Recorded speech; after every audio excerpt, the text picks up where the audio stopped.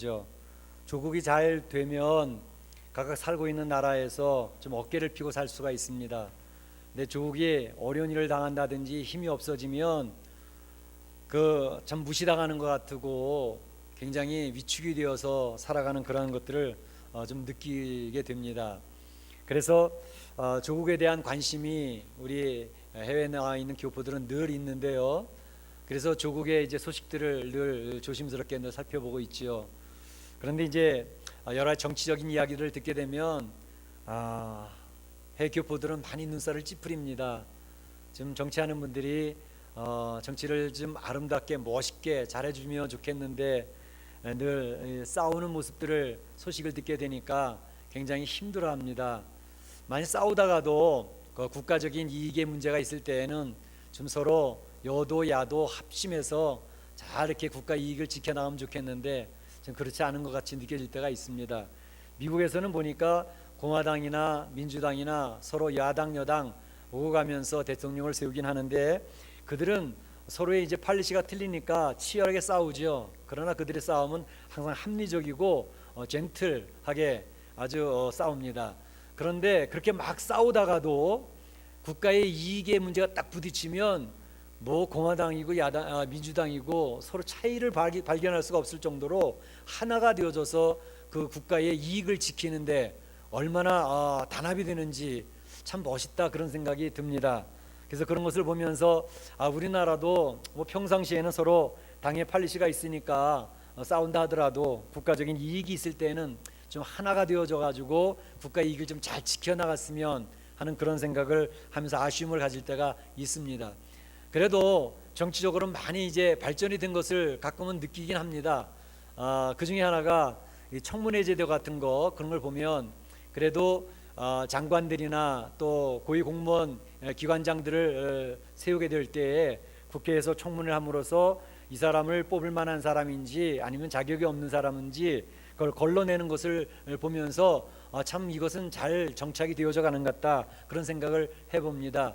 그래서 좋은 사람들 도덕적이나 윤리적으로나 모든 리더십에 있어서 적당한 사람을 찾아내고 골라내는 것은 참 잘됐다 그런 생각이 듭니다.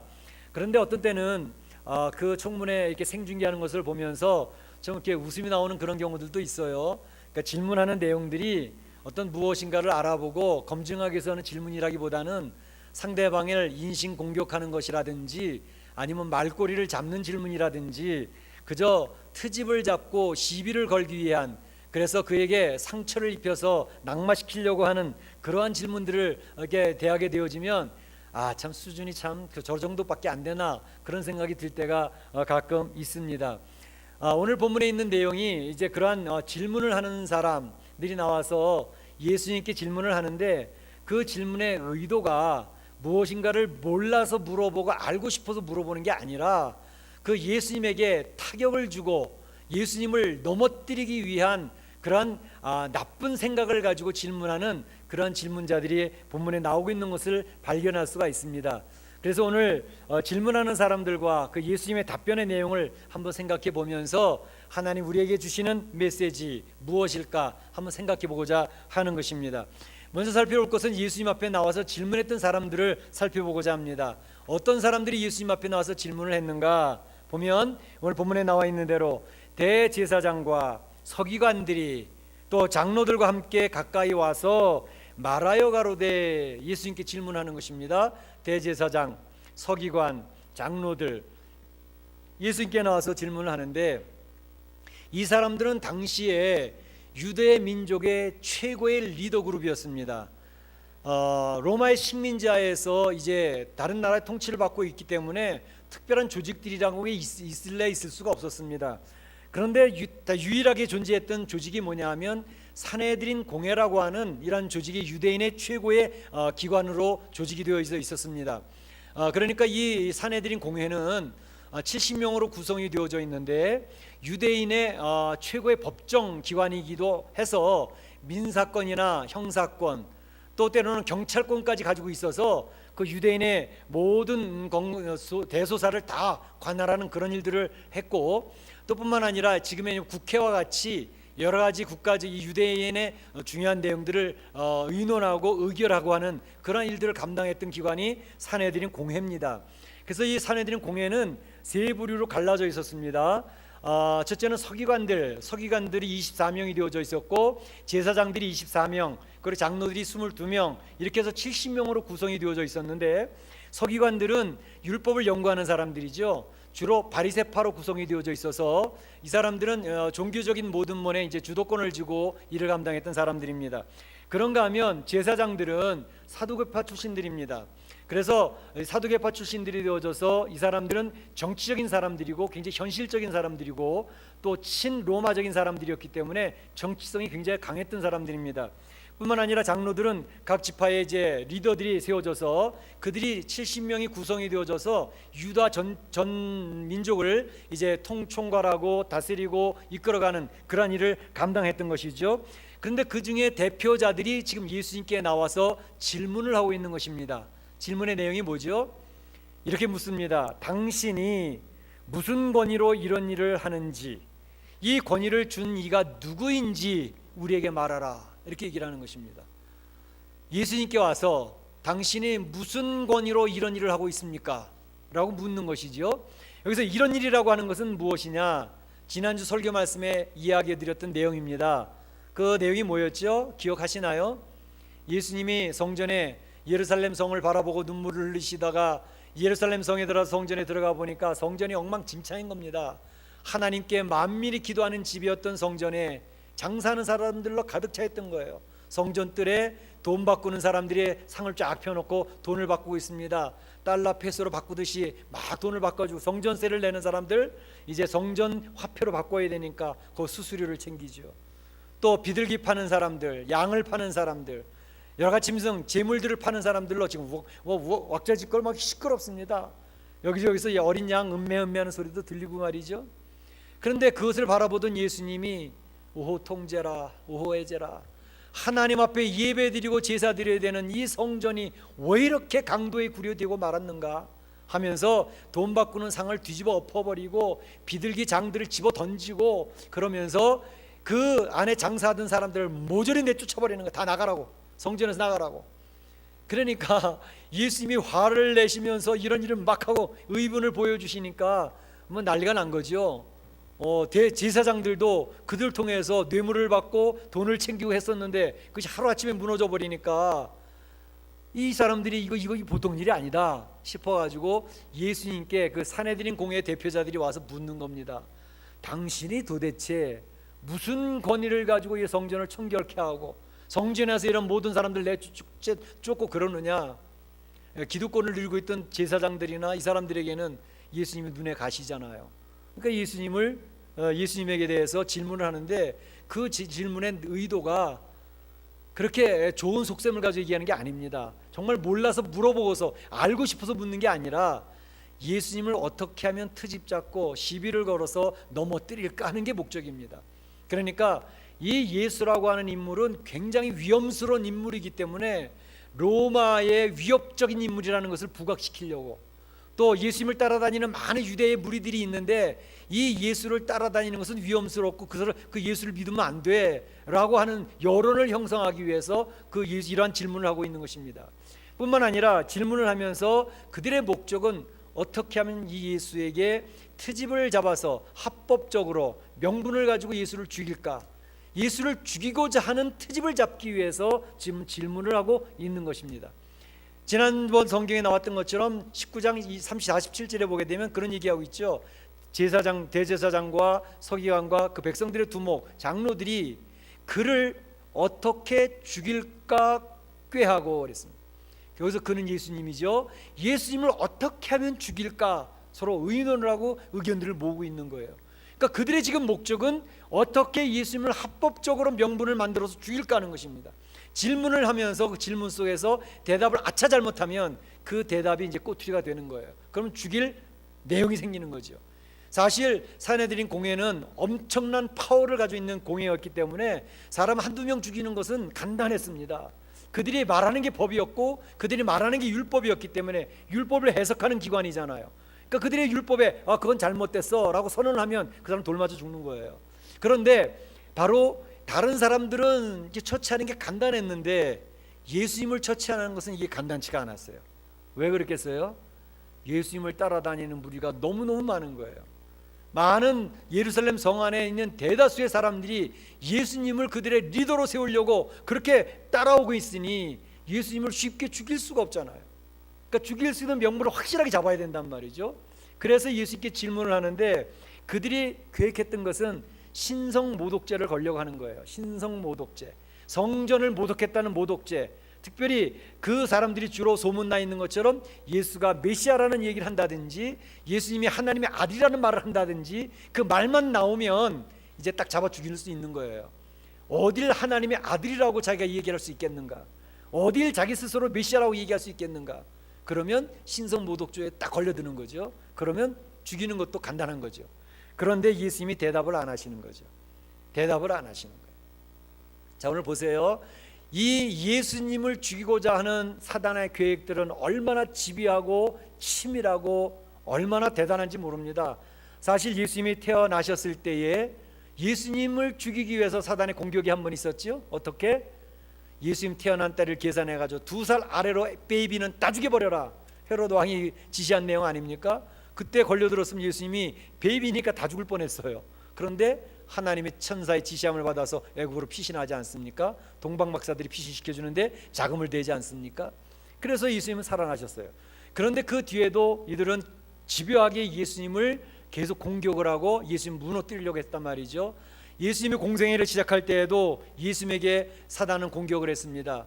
내가 하나님의 아들이냐? 하나님의 아들 맞냐? 하나님의 아들이라는 것을 부인케 하려고 질문을 하는데 3가지 질문이 있었죠. 내가 하나님의 아들이거든 이 돌을 떡으로 만들어서 먹어봐라. 내가 하나님의 아들이거든 성전에서 뛰어내려도 너는 죽지 않을 텐데 한번 뛰어내려봐. 천사가 보호할걸. 계속 질문하면서 하나님의 아들이거든 하나님의 아들이거든. 하나님의 아들한테 하나님의 아들이냐고 자꾸 의심을 심어주고 예수님을 무너뜨리려고 했던 것이죠. 사단의 공격은 집요했습니다. 그리고 예수님을 무너뜨리는데 지금도 예수님을 십자가로 몰고 나가는 그 길에 얼마나 집요하게 지금 공격하고 있는지 알 수가 없습니다.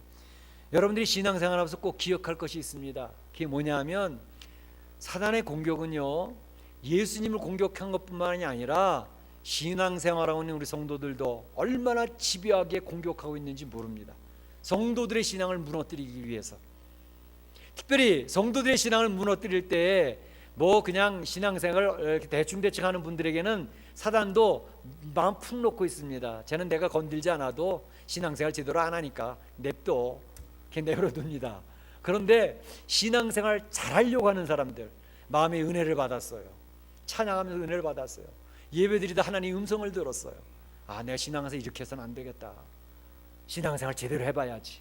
하나님 말씀도 읽어야 되겠고 내가 기도도 좀 해보고 또 하나님이 살아계시다고 하는데 살아계신 하나님 역사도 내가 좀 경험 좀 하면서 이 멕시코 이민의 삶 속에서 그 하나님을 한번 내 경험하면서 신앙생활 해야지 마음에 다짐을 합니다.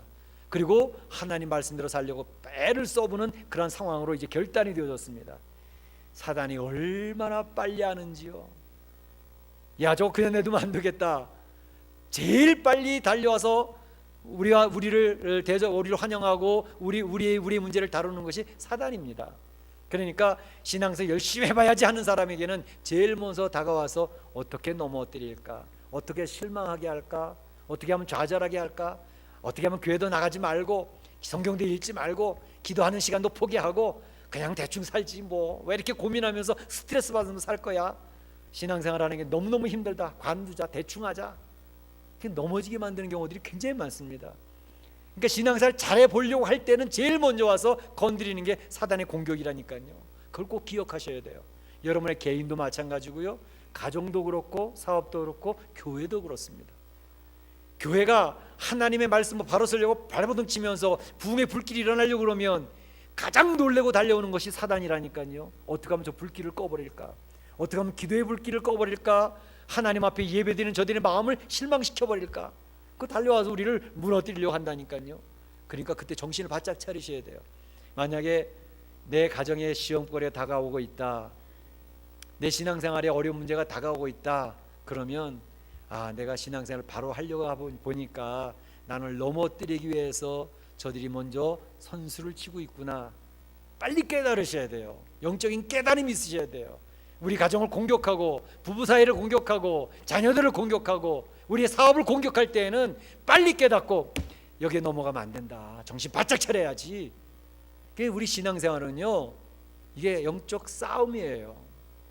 그냥 교회만 왔다 갔다 해서 나 혼자만 신앙생활하는 게 아니라니까요. 우리 신앙생활에 대적이 있습니다. 상대가 있다는 사실을 꼭 기억하고 이 영적 싸움에서 이겨야 된다고 하는 사실을 기억하고 신앙생활 하셔야 돼요. 그러니까 베드로서 5장 8절에 그런 얘기를 하고 있잖아요. 근신하고 깨어라.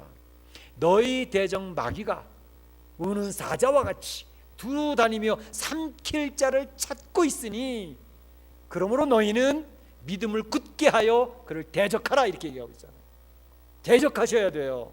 상대가 있음을 기억하셔야 돼요. 나는 지금 영적인 선한 싸움을 하고 있는 중이라는 사실을 꼭 기억을 하셔야지 그냥 뭐 교회 가기 싫으니까 오늘은 집에서 잠자야 되겠다, 오늘 성경 말씀 있는 시간에 지금 한번 건너가면 어때? 기도하는 거 아니 나는 그 정도는 안 돼, 기도 이제 안 해도 되지, 뭐 넘어가시면 안 돼요. 싸우셔야 돼요. 영적 싸움에서 승리하셔야 된다고. 그렇게 되시기를 주의 이름으로 축원합니다. 축원합니다. 영적 싸움에 있다는 사실을 꼭 기억하세요. 자, 예수님 앞에 와서 질문을 했습니다. 예수님이 빙긋이 웃으시면서 산헤드린 공회 대표자들에게 이야기를 합니다. 뭐라고요? 그래? 나한테 무슨 권위로 이런 일을 행하는지 얘기를 해보라고? 그럼 내가 대답하기 전에 나도 한번 질문 하나 할게. 너희들이 먼저 대답해봐. 나도 한 말을 너에게 물으리니 내게 말하라. 요한의 세례가 하늘로부터 온 것이냐 아니면 사람으로부터 온 것이냐? 너 대답 좀 해봐. 예수님이 질문을 하시는 거예요. 직답을 피하시고 그들 스스로가 대답하도록 만드시는 거죠. 여기에서 예수님의 지혜가 번쩍이는 것을 볼 수가 있습니다.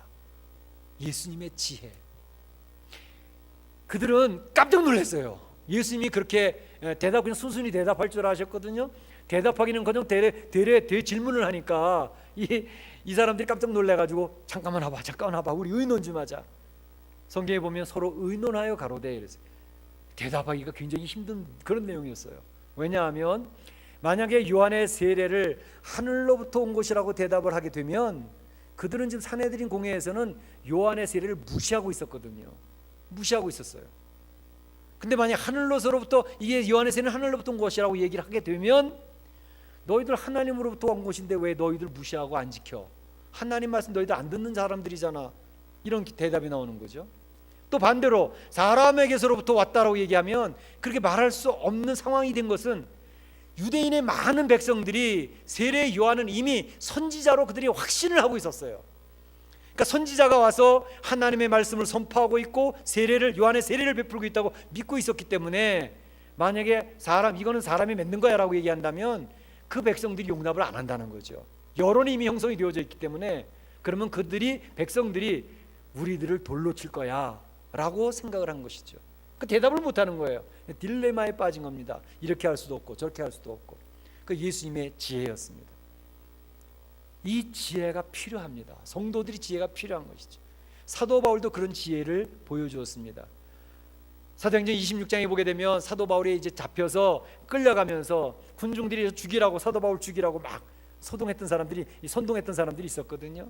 이게 막 끌려가는데 이렇게 보니까 그 군중들 사이에 반은 바리새인이고 반은 사두개 사람들인 것을 알았어요. 딱 보면 알지요. 그러니까 이 사도 바울이 끌려가면서 하는 말이 내가 이렇게 지금 고난을 당하고 있고 이렇게 신문을 받게 되는 것은 부활이 있다고 증언하는 것 때문에 내가 지금 이런 고난을 당하고 있다. 이야기 한마디를 딱 던지니까 그 군중들이 둘로 쫙 갈라졌습니다. 바리새파는 부활을 믿는 사람들이었어요. 영을 믿는 사람이고 천사를 믿는 사람들이었습니다. 사두개파는 현실적인 현세주의자들이었어요. 그렇기 때문에 부활을 믿지 않았습니다. 율법만 믿었어요. 그리고 천사도 믿지 않았습니다. 영이라는 것도 인정을 하지 않았습니다. 그러니까 사도 바울이 툭 던지는 이슈가 부활 때문에 그렇다고 얘기를 하니까 이 군중들 반은 부활이 있다고 소리치고 있고 군중들 또 반은 부활이 있긴 무슨 부활이 있어 그러고 그러니까 자기네들끼리 싸움이 붙어버리니까 사도 바울은 거기서 빠져나와서 안전할 수가 있었다라는 것입니다. 이게 지혜예요. 지혜. 성도들이 신앙생활 할 때 굉장히 지혜가 필요합니다. 특별히 교회 안에서 신앙생활, 우리가 맘 놓고 신앙생활 할 수 있지만 성도들이 교회만 딱 벗어나서 사회 속으로 들어가면 불신 사회 속에서 믿지 않는 사람들과 더불어 신앙생활을 해야 되는데 그곳에서는 지혜가 얼마나 필요한지 모릅니다. 우리 한국 사회에서는 남자들이 신앙생활하기가 굉장히 힘듭니다. 잘 아시죠? 군대에서도 그렇고 사회 조직에서도 그렇고 남자들은 한 가장들은 교회에서는 신앙생활에서 집사님으로 수고를 하는데 나가서 사회 속에서 조직에서 살아가려고 하면 제일 먼저 한국 사회가 뭘 얘기합니까? 누가 그런 책을 썼더라고. 술을 권하는 사회. 한국 사회는 술을 권하는 사회예요. 첫 번째 만나서 인사를 하면 담배 한 가지를 나누면서 서로 동지의식을 갖는단 말이에요. 그러니까 인사 나누는 게 담배를 나눠주는 거예요. 그러니까 그런 사회 속에서 신앙생활을 하다 보니까 성도들은 야, 이거 진짜 큰일 났다. 난 이 교회 다니는 사람이기 때문에 술 담배를 안 해야 되는데 그런 생각이 있거든요. 그래서 가다 보면 술을 권하는데 부장님이 김 부장 저 술 한번 하지. 그래서 술을 권하는데 그 술을 부장님 저는 교회 다닐 때 술 못 먹습니다. 얘기하면 그날로 찍히는 거죠. 괘씸죄. 그러면 모든 조직에서 다 열애가 되는 거죠. 정보도 나누지도 않고 왕따가 되니까 그 조직에서 도태가 되어져 버리지 않습니까? 그러니까 울먹혀서 할 수 없이 부장님 주는 술을 먹어야 된단 말이에요. 담배도 마찬가지죠. 그래서 교회 안 나가기 때 안 먹습니다. 그래서 이거 한 잔 괜찮아. 뭐 이렇게 고지식한 신앙생활 하려고 그래. 요즘에 교회 다니는 사람 다 술 담배 다 해. 그냥 먹으라고. 그 한 잔 먹이고 담배 한 배 피게 하면서 겉으로는 역시 통 큰 사람이야. 그리고 칭찬하는 것 같은데 속으로는 비웃어요. 네가 별 수 있냐? 너도 똑같이. 비웃으면서 말이죠. 근데 안 먹잖아요. 막 그러면 저 사람 내가 좀 불이익을 주긴 하지만 저건 진짜 맞네. 속으로 그렇게 판단을 한단 말이에요. 사실 이 술 담배의 문제는 우리가 신앙생활 하는데 구원과 전혀 관계없습니다. 제가 말씀드리잖아요. 술 담배 한다고 하나님 자녀가 안 됩니까? 아니에요. 상관없어요. 그런데 어떤 분들은 나는 술 담배를 하기 때문에 교회에 나갈 수가 없습니다. 그래서 교회 못 나갑니다. 그런 분들이 있어요. 걱정하지 말고 교회 나오세요. 그러니까 술 담배 하기 때문에 교회 안 나오는 것보다 술 담배 하면서 교회 나오는 게 훨씬 낫다니까요. 나오시라고 얘기를 좀 해주세요. 주변에 있는 분들 술 담배 교회 나오시라고. 그런데 기억할 것은 있습니다. 뭐냐면 이제 신앙생활 쭉 하면서 10년, 20년, 30년 돼가지고 교회 이제 직분자들이 되지 않습니까? 그래서 이제 교회 리더 그룹이 되는 경우도 있어요. 장로님이, 목사님이 리더들이잖아요. 근데 목사님 술 담배를 하면서 여러분 신앙생활 잘합시다. 그러면 웃어요 사람들이. 당신이나 잘해 이런다고. 뭡니까? 술 담배는 구원과 관계없지만 한국 사회에서만큼은 교회에 다니는 사람들은 술 담배를 안 하는 사람들이라는 게 이미 인식이 바뀌어 있기 때문에 술 담배를 하는 장로님이 우리 신앙생활 잘하시는 좀 멋있게 살아봅시다 얘기하면 콧방귀를 껴요. 리더십이 안 먹혀요. 넌 신앙생활하면 교회에서 장로라면서 술 담배하면서 무슨 뭘 나보러 좀 진짜 잘하자고 그런 얘기를 해. 당신이나 잘하셔. 이런 얘기를 한단 말이에요. 그러니까 신앙생활 하는데 술 담배는 별 문제가 없어요. 그러나 교회 안에서 또는 각 부서에서 리더들이 됐을 때 리더들이 그 리더십을 발휘하기 위해서는 이미 그러한 술 담배 문제로부터는 자유로워져야 됩니다. 그런 것들이 빌미가 되지 않도록 이미 자기 스스로 그런 컨트롤하는 문제가 잘 정리가 되어져 있어야 된다는 얘기입니다. 그래야 그 사람이 하나님의 복음을 이야기할 수 있고 그 사람이 이야기하는 이야기가 그 믿지 않는 사람들에게나 또는 믿는 후배들에게 맥힌단 말이에요. 그런 측면에서의 문제이지 그것을 가지고 교회에 술 담배 할 때 교회 못 나온다 그런 얘기는 하지 마시라고요. 나오시라고 그래요. 괜찮아. 그러니까 여기서는 이 지혜입니다. 이런 사회 속에서 성도들이 정말로 신앙생활을 해나가서 해야 되는데 어떻게 신앙생활을 하느냐. 그러니까 뱀같이 지혜롭고 비둘기같이 순결해야 된다니까요. 예수님이 그러셨어요. 너희 양떼들을 이리 가운데 보낸 것 같이 내 마음에 참 짠하다 그러셨어요. 안 믿는 불신사회에 믿는 성도들과 심어놓으니 거기서 견디고 거기서 이겨내야 되는데 그게 너무 힘들다는 걸 알고 계신 거죠. 그래서 뱀같이 지혜로우라는 거예요. 뱀은 신중한 분별력을 가지고 행동을 합니다. 그런데 비둘기가 순결해야 돼요. 순결하지 않게 이렇게 재고 저렇게 재고 그러면 저질적인 교활함이 남아버립니다. 그렇기 때문에 순결한 가운데 신중하게 처신을 함으로써 믿는 자로서의 빛과 소금이 되는 모습이 드러나야 되는 것입니다. 그게 굉장히 필요한 지혜예요. 괜히 쓸데없이 함정에 빠져가지고 골탕 먹는 일은 어리석음입니다. 성도들이 그냥 쓸데없이 나 정면 도전할 거야, 뭐 순교자처럼 술 담배 하는 게 순교자의 역할입니까? 아니에요. 그러니까 그 정면 도전해가지고 괜히 골탕 먹고 그러지 마시고요. 그것보다 하나님 말씀을 순종하고 주의 말씀 앞에 무릎 꿇는 게 더 중요하다니까요. 그건 하지도 않으면서. 그래서 성경에서 얘기하는 것은 바로 그런 지혜, 예수님이 좀 지혜롭게 그들을 물리치는 거 보세요. 사도 바울이 지혜롭게 세상을 제압해 나가는 것을 보세요. 성도들은 이런 지혜로 주변의 불신자들을 제압해 나가는 사람들이 되어져야 될 것입니다. 예수님께서 그들에게 대답을 어떻게 하셨는가? 그들이 얘기하죠. 요한의 세례가 하늘로부터인지 사람으로부터인지 우리는 잘 모르겠노라, 이렇게 선언을 하니까 예수님이 웃으시는 거예요. 왜냐하면 산헤드린 공회는 말씀드렸잖아요. 최고의 법적인 최종 판결권을 가지고 있는 곳이라고. 그러니까 지금 유대 사회 종교적인 문제를 가지고 이야기를 하는데 최종 판결, 하나님의 것이라고 얘기를 하든지 사람의 것이라고 얘기를 하든지 둘 중에 하나의 판결을 정확하게 내려줘야 할 책임과 의무가 산헤드린 공회에 있었단 말이죠.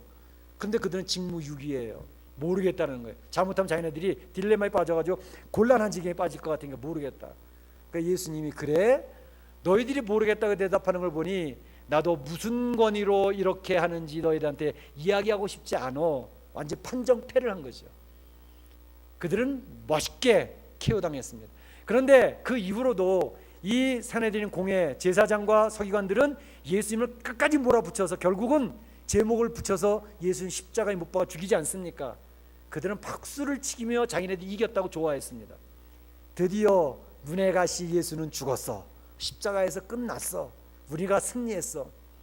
그러나 그 승리는 3일간이었습니다. 3일차나 3일 후에 예수님은 부활하심으로 말미암아 그들이 얼마나 어리석은 짓을 했는가를 만천하에 공개하시게 됐던 것이죠. 그 예수님은 승리하시는 분이십니다. 우리 성도들이요, 신앙생활 할 때 이 세상에서는 막 고통도 나고 어려움도 나고 힘들어요.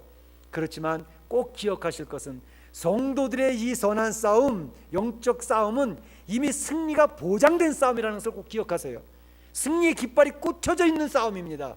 우리 성도들의 끝은 승리의 깃발이 펄럭이고 있습니다. 예수님이 승리하셨기 때문에 성도들에게는 승리가 보장된 싸움을 지금 싸워 나가고 있는 것뿐입니다. 그래서 예수님이 그런 얘기를 하셨습니다. 요한복음 16장 33절에 뭐라고 얘기를 하셨냐면 세상에서는 너희가 환난을 당하나 그러나 담대하라 내가 세상을 이기었노라 선언하십니다. 세상에서는 성도들이 힘들어요. 스트레스가 너무 많아요. 사회 조직이 성도들을 받아들이질 않습니다. 그리고 골탕을 먹입니다. 시비를 겁니다. 트집을 잡습니다. 너무 스트레스가 많아요. 그러나 걱정하지 마세요. 예수님은 다 그것을 이겨내신 분으로 승리를 이미 선언하고 계십니다. 그렇기 때문에 잘 예수님을 의지하고 영적인 싸움을 따라가 보면 여러분에게는 승리가 보장되어져 있습니다. 여러분은 승리하신 분들입니다. 이겨내시기를 축원합니다.